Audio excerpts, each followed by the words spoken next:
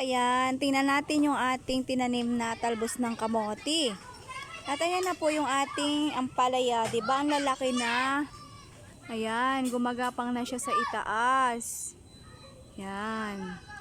Taba ng ating ampalaya. At ayan na po yung ating kalabasa.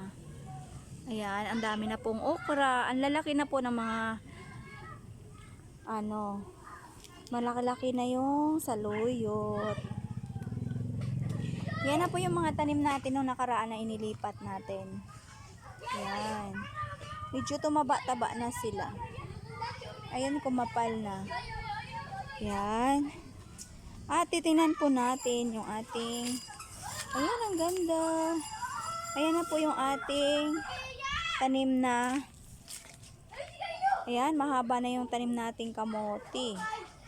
Ayan. Malalaki na yung ating kamote. At ayan yung ating okra. Ang ingay po ng mga bata.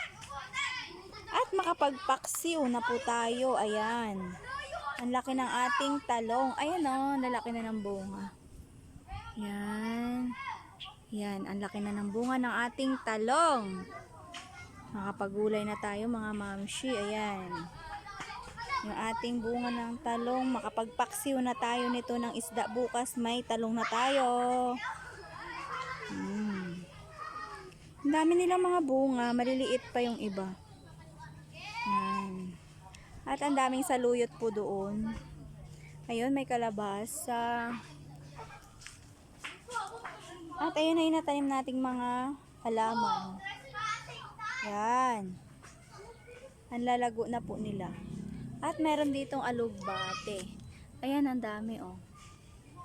Yan, may mga alugbate na po tayo dyan. At saluyot. Ang dami pong saluyot talaga na buhay. Yan, lalaki.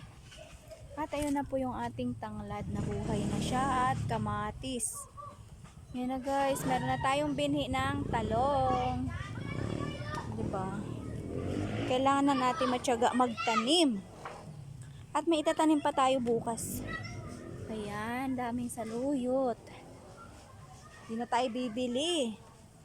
At ito talaga ang ganda ng ating ampalaya. At ayan na guys, yung aking mga halaman pa dyan. Ang gaganda ng ating mga halaman dyan. Ayan. Meron na tayong ilalagay bukas na gulay sa ating bulanglang. Ayan na guys, ang dami na nating halaman sa loob. Ito ang taba na oh. Mataba na yung putos. Putos yan. Taas na oh. At maganda siya dahil mayroong kulay yellow.